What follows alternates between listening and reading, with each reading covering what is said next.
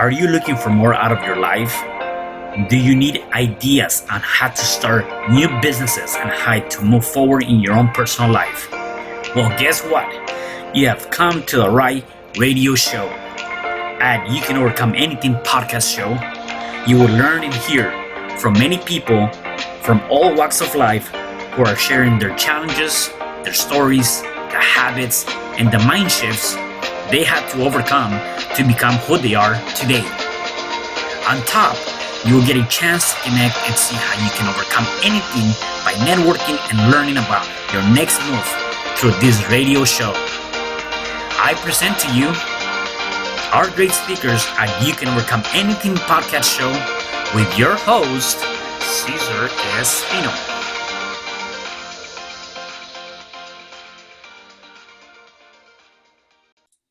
Hello there, and welcome back to another episode of You Can Overcome Anything podcast show. It is your host, Cesar Espino, and today I have a special guest. Her name is Bunny Young. How are you, Bunny?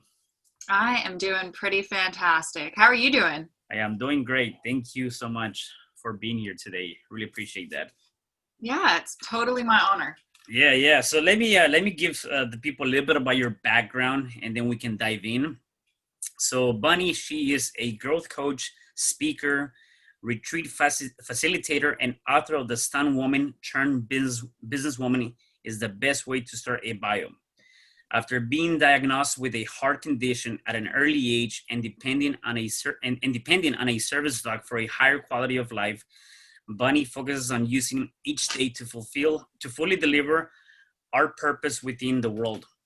Bunny founded her company, A Better Place Consulting, to empower and educate businesses and organizations about the impact of work-life alignment. Wow. And you're also you were in the military, so thank you for your service. Definitely appreciate that. My husband's in the military, so I serve as an Army wife currently. Oh, okay. Awesome. So that's my service. My service is as a granddaughter and daughter and wife. Yeah, hey, that's definitely a good service. At the end of the day, you're still serving our country, so that's awesome. Thank you. Tell me a little bit about you growing up. Where are you originally from? So we had this conversation offline, but I'm from TO, which if you're listening to this from SoCal, Thousand Oaks, shout out to the 805. Yeah. And 15 minutes to Malibu, a couple of hours to Big Bear. Had the best childhood, surfing, snowboarding, all those things. We established I'm a Bruins fan, so not a Trojans fan. Let's get that out of the way right. For everybody who's from SoCal. And I moved from SoCal to, I actually went to Ecuador and volunteered in an orphanage. So any kind of Spanish that I learned in Southern California was not as applicable in South America in Ecuador. It's like it's like, northern New York, Brooklyn accent compared to like Alabama accent. Yeah. So, and then I moved from there to Arizona and got my undergraduate. And then I moved to China, which is where I was a stunt woman, came back to Arizona. And now you will find me in this amazing little country town in Virginia called Bump Ass, Virginia. And all of my SoCal peeps and family think it's hilarious that that's the town that I live in. But Google it. It's a real town. Yeah. And now I live there. Wow. Yeah, that's definitely like a kind of like a 360 going from a beautiful weather. I one thing that I live in LA, Los Angeles, right? And I like the fact that the weather is good. You're literally driving distance to like really anywhere. I mean, you have I don't know how many theme parks, and you can go to the beach, you can go to the snow, you can go cross country to Mexico. I mean, like there's so many different things. So that's definitely a huge change for you. You can drive to anything. It's just going to take you 3 hours. Yeah. Right. Yeah. That's the only downside. Let me ask you this. Ecuador, that's actually kind of interesting. So what was the driving factor for you to go to Ecuador and help a orphanage? So that's a great question. I had my trip planned out to go with a bunch of buddies over to Europe. And like I'll be transparent, the whole goal of the trip was to just get wasted. Mm. because, you know, the drinking age is different in Europe, and we Yeah. just wanted to go country to country and go to Amsterdam and do all the things that Amsterdam's infamous for. And a couple months prior to the trip, I lost my best friend to a drunk driver. Oh. And like that, my entire perception of the world and what was important and priorities changed. And so I decided to take the money for the trip and go down to, you know, Ecuador and volunteer in an orphanage. I just kind of picked a place on a map, and I said, I want to make a difference, and I want to kind of get some perspective. To your point, living in Southern California, you kind of have this utopia around you. Mm-hmm. The world is sunny and 82. And so being able to just have, you can, if your listeners are watching and listening to this, you've got this guy who's our mascot. That's my service dog. Yeah. So in the bio, there's a service dog, and there's really a service dog. Yeah. So being able to kind of decide what it is that I wanted to do. So I went down and volunteered, and donated everything that I could. I went down there with like 3 suitcases, and I came home with like a backpack. I will admit that I went to Atacames and did some surfing. Like, yeah. It wasn't all, I didn't, the orphanage, or orfanato was in, Quito. And then I took a weekend or a week and went out to Atacames and did some surfing. And, yeah, so I really enjoyed that, but it was just to see people who had so little be so happy. It was just kind of like, what, like, and to see kids out on the street, you know, chasing me down to sell chicle, you know, and just like, but with not in a aggressive way. Like, they were having fun with it. Like, they were having fun at the opportunity to bring home something that would create value for their family. And everybody had a purpose. And, you know, my mother of Ecuador was like 72 at the time. Her name was Dora. And she would walk every single day to shop for every single item. And it's not like they have grocery stores. Like, you have to go to the carniceria. Mm-hmm. Yeah. Carniceria. Thank you. And, you know, to get fruit, to get vegetables, to get everything. And she just took so much joy. And one night I went to a football game, soccer, and P.S. I didn't know it was a soccer game because everybody kept referring it to a football game. So I was a little shocked when we got there. Yeah. I needed to learn a lot of Spanish. Yeah, right. But we didn't get home till like 2, and she was awake to make me food. Wow. And I learned that in the South American culture, you don't go to bed as a mom until your entire family is taken care of and fed and nurtured. And that's, you know, one of the reasons that in a lot of Latin cultures that the mother is like a saint. You know, you can, there is no your mama jokes in Latin culture. Like, you don't diss somebody's mother. Yeah. And here I was, a complete and total stranger from, you know, LA, and she took me in as her daughter. And it was a life transforming experience. Yeah.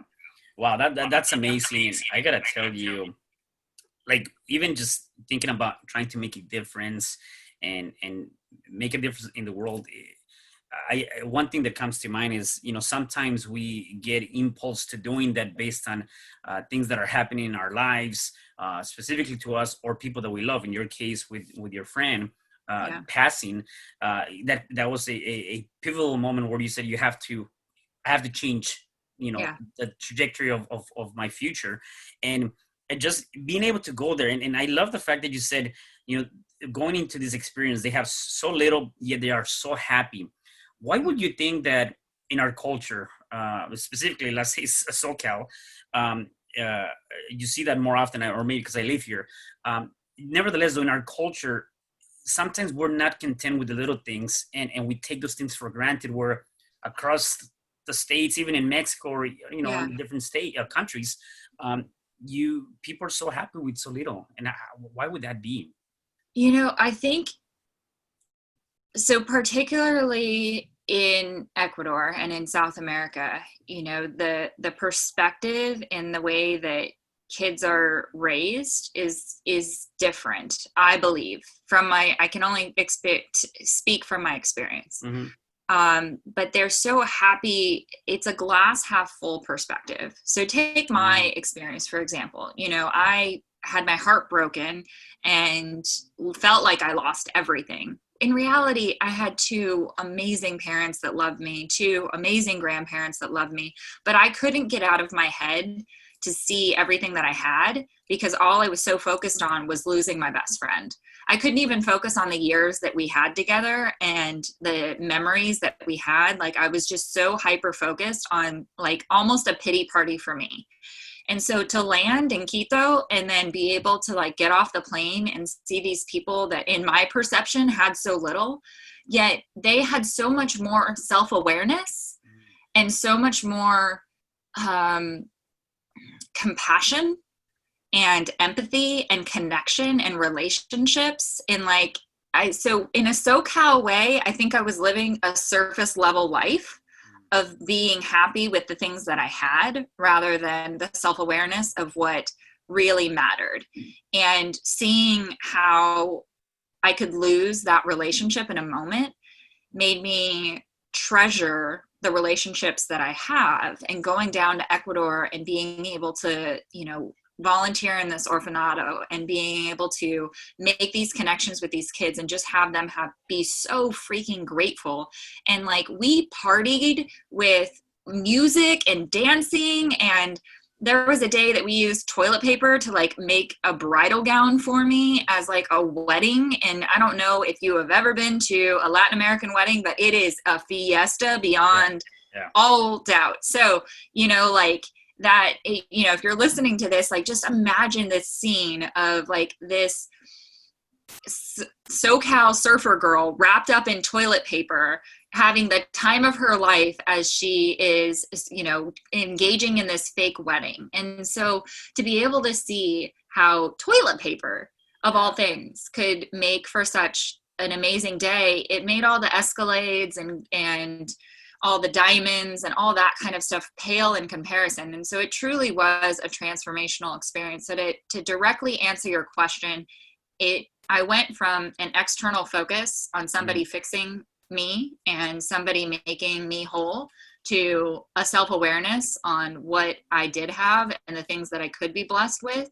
And those kids just felt and feel, man, I would love to be able to go back and see all of them today, but they just felt so blessed to wake up. And then it was a cherry on top that this SoCal surfer girl wanted to come hang out with them and, you know, dress up in toilet paper, and, you know, the art that we created together, everything just had so much.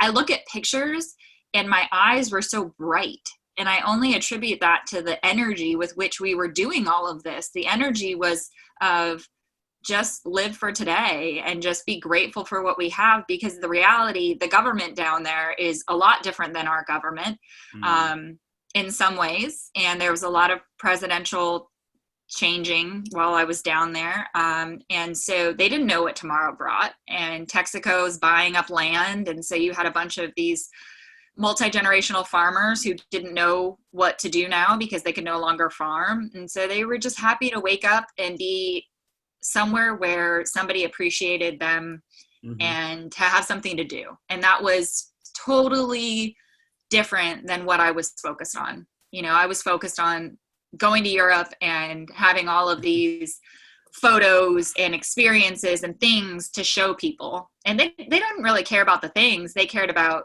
them in the moment. Yeah. Yeah. Now that you drop a couple of different things that I want to just reinforce. And I really like that. Having the ability to go into orphanage in other countries and being able to do that. I always tell people that we go in with, and the first time I did that, I went with the mentality that I was going there to change their lives and make their life a lot better by donating time and just being with them.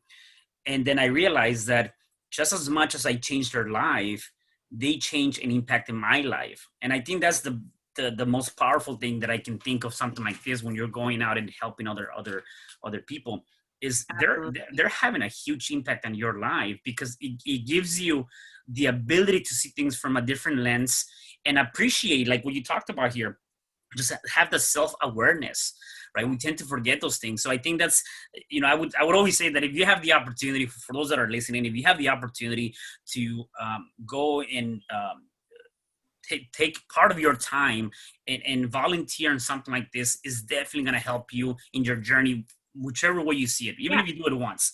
And so I will always encourage people to do that. The other thing you talked about is get out of my head, right? And I think that that's something that we go through in many different aspects. The loss of a girlfriend, the loss of a boyfriend, the loss of a loving one. I lost my job, whatever might be going through your life. Man, the things you're thinking about can definitely bring you down. And you have to start choosing what you're thinking about. And as you said, get out of your head and start seeing things from a different perspective.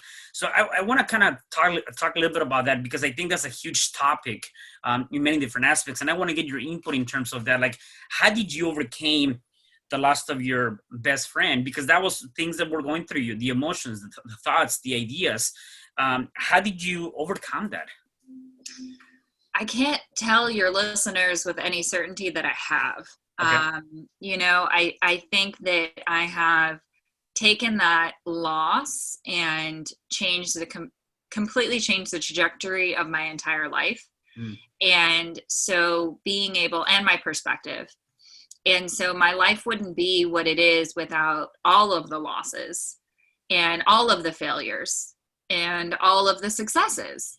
And so I think what it's taught me is that I can get back up again, down 7, up 8. That's something that we say in military terms. And so that's what really I was looking at, is here, these kids have lost parents. I don't want to say I just lost my best friend, but in comparison to losing my mom, I had my mom, I had my dad, but I was so in my head on the things that I did not have.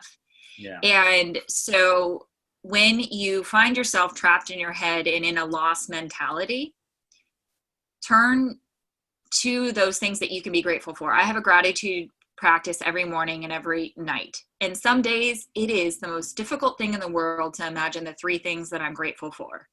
And some mornings it's like, I just woke up. What on earth do I possibly have to be grateful for? Well, I have a heart condition. How about just the fact that I'm awake? I'm here, which means that I still have a purpose and I still have, something to do. And to be able to get that perspective, you were talking about volunteering, and I have a client that I'm working with right now that one of their goals is to be able to have an experience with somebody that doesn't look or talk or act like them or have a childhood like them once every single day. If you think about the world that we're living in right now and just the amount of perspective that it would have if we all had a little bit more understanding of what it means to be human instead of what it means, to be X or Y and judge ourselves by those kinds of things, but just to be human. And so to return to the seed of your question of how I'm dealing with the loss, I can tell you 2 things. One is, in the moment, my father, who is the least empathetic person in the world, I came halfway down our stairs. They're blue carpeted stairs. I'm going to take you there as the listeners with me. Mm-hmm. So I came halfway down our stairs and I sat on the stairs and I was crying. I was sobbing so hard I could barely get the words out. And then all of a sudden I stopped crying and my dad's like, "What's up?" And he came up and sat on the stairs with me and I said, "Ryan's dead." And I'm not sure what the next 10 seconds looked like, but all of a sudden my dad's like, "Do you want to go get ice cream?" And I remember looking at him like, "Did you not just hear me? Like, my best friend's dead."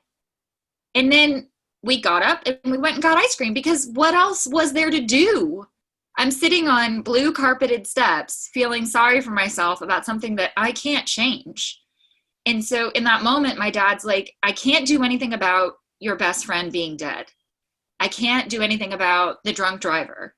I can't do anything about the court case that's coming up.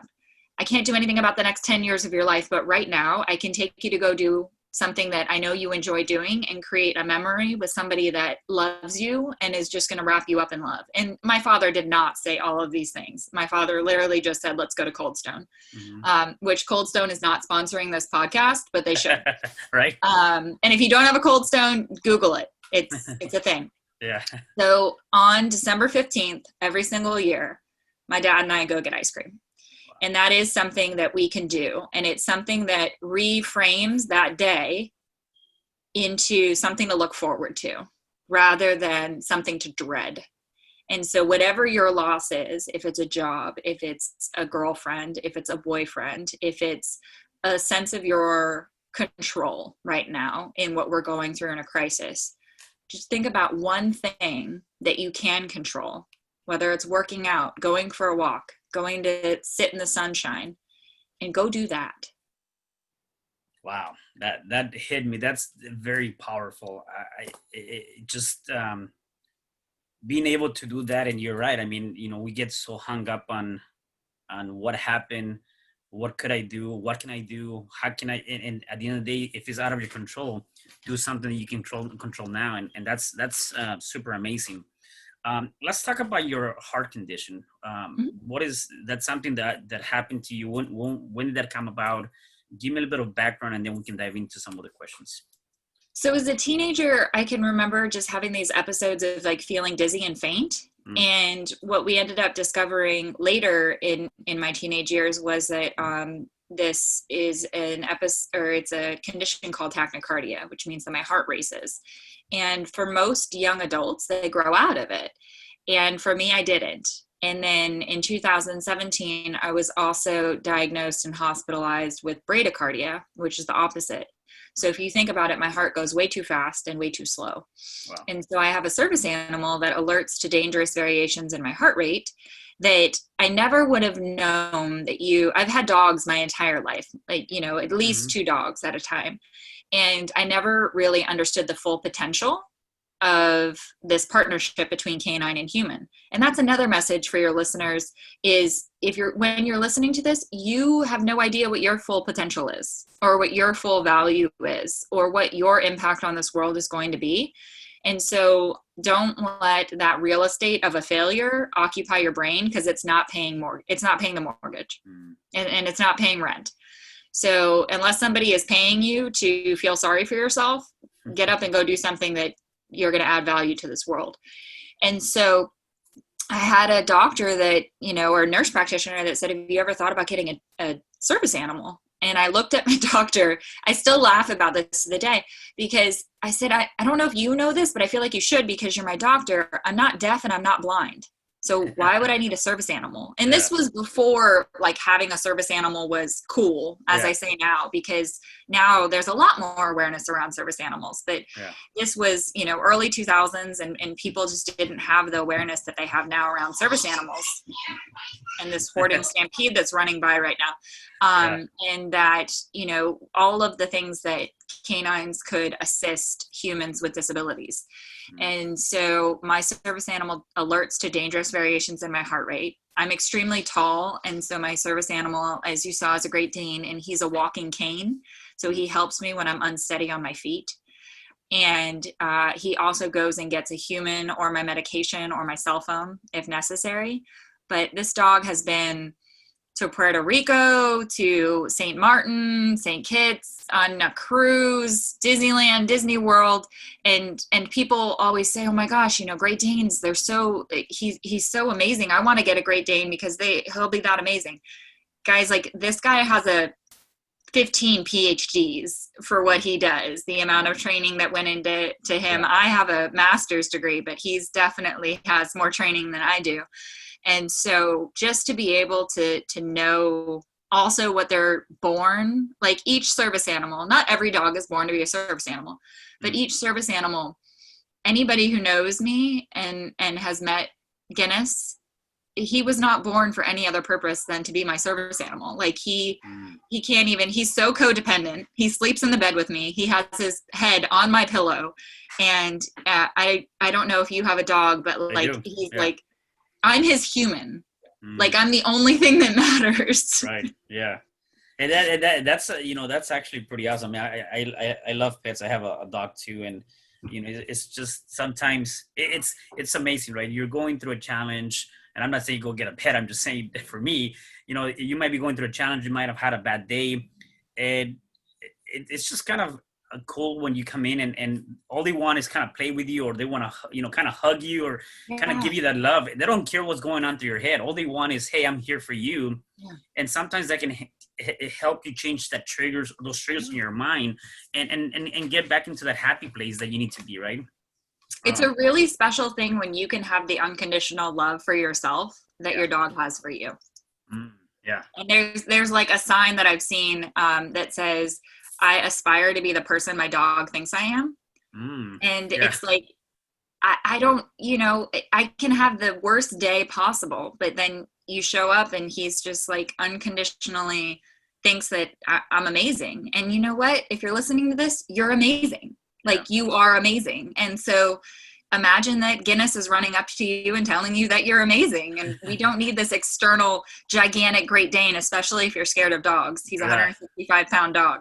Oh, wow. But you are amazing. Yeah, definitely. So how has it been for you dealing with and going about your day with your heart condition, right? And because I think that sometimes we as people tend to put up our own obstacles even when there's nothing wrong with us. We're perfectly fine, right? And so when I talk to people that are going through some real life challenges, they find joy and they find a way to just make it happen. It's like, it's natural, right?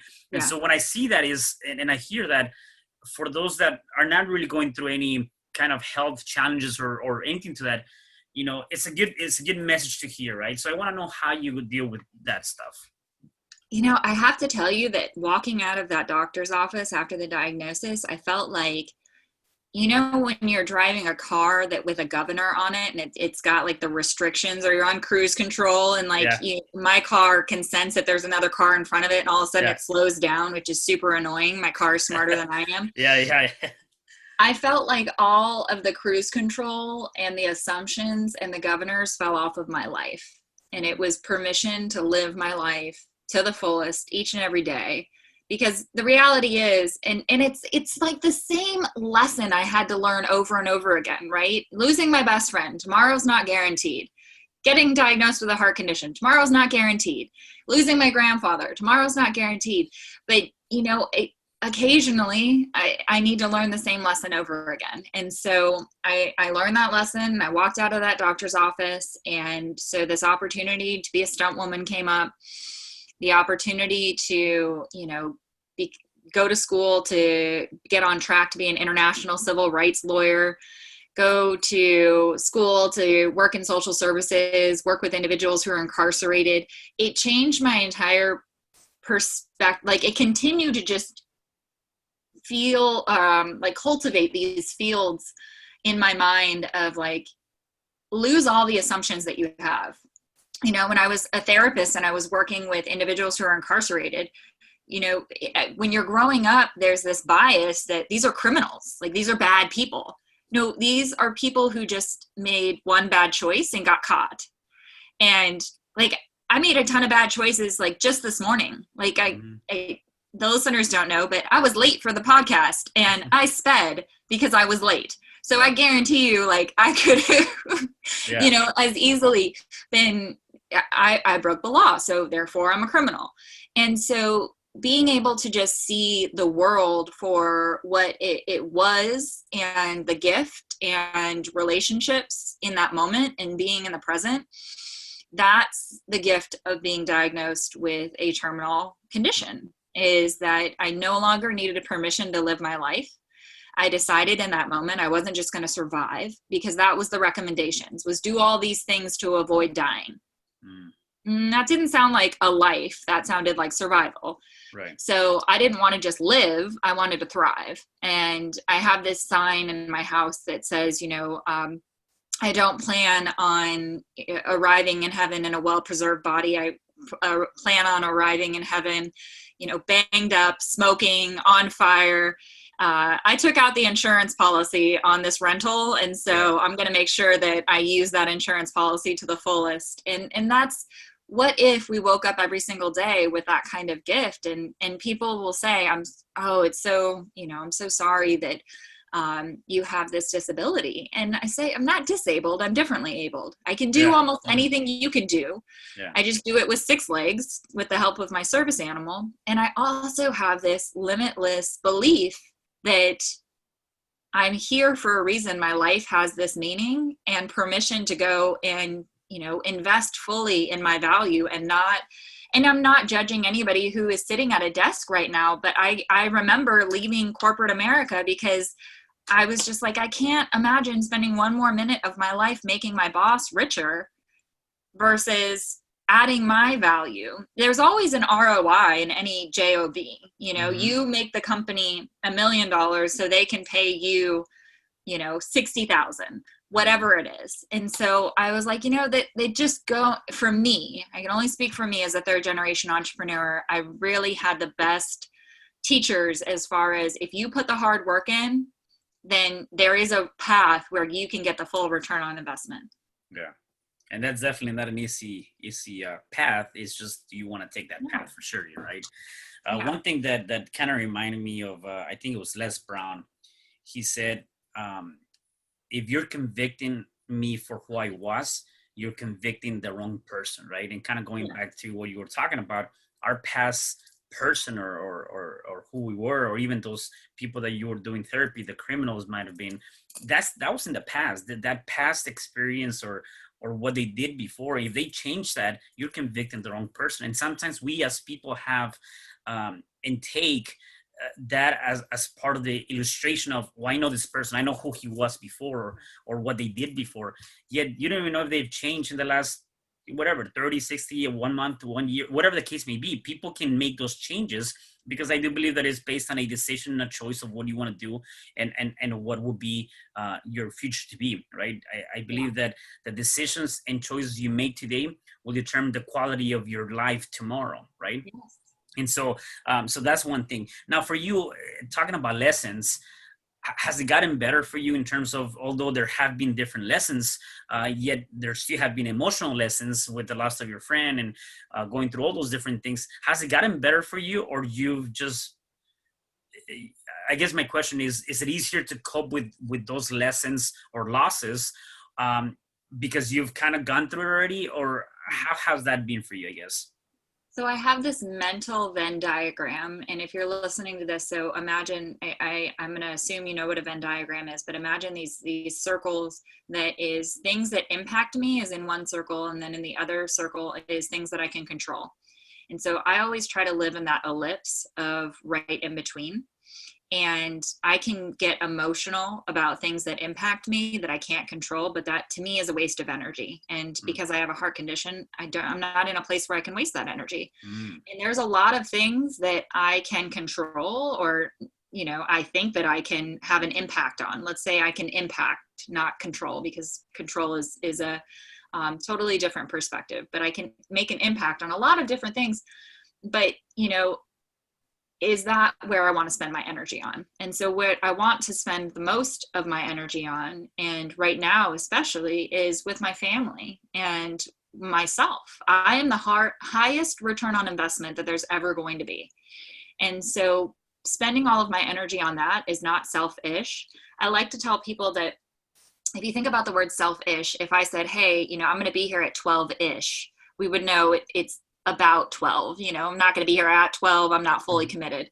Or, the color of that car is blue-ish. It's not quite blue. So selfish is by definition, not quite all in with self. And so I like to think about it as self-full. I'm all in with investing on myself. And I think that that's one of the perspectives that really needs to change in our mindset around how we perceive ourselves and how we perceive making time for ourselves and making energy for ourselves. Because, we as parents, as employees, as spouses, it's like we're always last. And so the reality is you can't be any of those things without being yourself first. And so I think that without me being 100% dedicated to putting the energy into myself, I would not be sitting here today having this conversation with you. You know, I'd be 6 feet under. I think that this ability to continue to put energy and invest it in myself is what keeps me going. And so when I get one of those really awful news in life, there's a pandemic that's going to cancel, you know, a $250,000 worth of our business. It's like, okay, can I change that? No, you know, I can't change that there's a pandemic, but what can I have an impact on, and what can I focus my energy on? You know, we created this entire ebook that's how to stay sane during insane times. And what I loved about that was that, like, by definition, there's going to be more insane times after this. And so it was something that I could change and I could impact and I could put my energy in. And it felt great. Once I finished the book, it felt great to have this living, breathing thing that actually is going to make an impact versus just putting my head in the sand and saying, oh my gosh, woe is me. We just lost all of these contracts. And that book is one of the reasons I'm sitting here on the podcast. It's just brought in a wealth of opportunities to be able to tell people that life is not happening to you. Life is happening for you. Yeah, no, that's amazing. And definitely it's definitely a little bit harder to really accept that. Yet at the end of the day, I do believe that things happen for a reason. And even on the toughest things you're going through, you have to extract the lessons and think about and ask yourself, okay, this might be a difficult situation. What can I learn from this? What can I do differently? And when you start looking at it from that perspective, it's not easy. I know, because I've been going through that. You know, I've gone through that multiple times, and I've going through that recently too. And it's always, you got to go back to that though, the fundamentals of what are the lessons to be learned from here. How can people get your ebook? abetterplaceconsulting.com/get started. Okay. So that is, and I'm sure we'll put the link in the show notes. Definitely. So, and you know, the thing of it is being able to just put what's in between the 6 inches of your ears out for the world to learn about and be able to, that's how you add value. Like, money is something that we made up. Like we print it literally. And so, but adding value to this world, that's different. Yeah. And so, you know, we try to do that through, like I said, the book, YouTube channel. So I try to do that on a weekly basis. I know you're doing that through this podcast, and just to let people know that, yeah, it's crazy and insane times, but guess what? It's not the first time, and it's not going to be the last. Yeah. Right. Yeah. Bunny, I have a couple more questions for you before I let you go. Sure. I have something here that I like you to elaborate, and I like the message. And you say, use each state to fully deliver your purpose with the world. And it's kind of what we're talking about right now. But just elaborate more on that, because I think, going back to what you mentioned earlier, if you're still breathing, if you're still here, if you're listening, you're watching us, there's still a purpose for you. There's still something for you to do in this world. God, the universe, whatever you believe in, is not done with you, right? So you have something to deliver, and I think that speaks to this here, is like, you have a purpose to deliver to the world. Can you give me more on that? So what is your purpose? And it's such an interesting question, and it's such an interesting discovery. And people are like, you have such a diverse background. You know, you're a stunt woman, and you went to school to be a lawyer, and then you went to school to be a therapist. And well, all of those things were me figuring out this journey of what my purpose is, and then ultimately fulfilling my purpose. The day that I don't wake up is going to be the day that I fulfilled my purpose. And I believe wholeheartedly what I've discovered up until now is that my purpose is to make a difference. And how I make a difference can be through the Service Dog nonprofit that I founded, through being a business therapist, through getting this book in your hands, you know, whatever it is. That's the underlying silver lining of my purpose. And it's a really, really difficult question that only you can answer. And so evaluate everything that you've done up until now in your life and find what's worked for you and what's made an impact. And also be super vulnerable and ask people, what is it that I'm not just good at, but that actually makes a difference? Like, that actually makes an impact? Because here's the thing is, I'm like an insane swimmer. I'm really good at swimming. I don't think my purpose is to be a really great swimmer. It doesn't really make an impact. I'm never going to be a Michael Phelps. Yeah. And that's because it doesn't drive me the same way that I'm good at it. Your purpose gives you life, gives you meaning, and gives value to the world. It's an exchange of energy. And so my goal is to give all of my purpose away so that day that, I don't wake up, it's all gone. And I want to give it to my kids. I want to give it to your listeners. I want to give it to everybody. And it's funny because the more I lean into that, the more energy I have to deliver that. And when I'm run down and when I'm feeling burnout, I know that I'm what I call off-roading, where I'm not actually in that lane of my purpose at this time. And that gives me cause to evaluate it. So really, when you think about dis-ease, if you break that word down, it's just not being in alignment. And so you can argue that a lot of our illnesses come from your energy not being in alignment. And I know that may sound like, first, if you're from SoCal, it sounds right on par.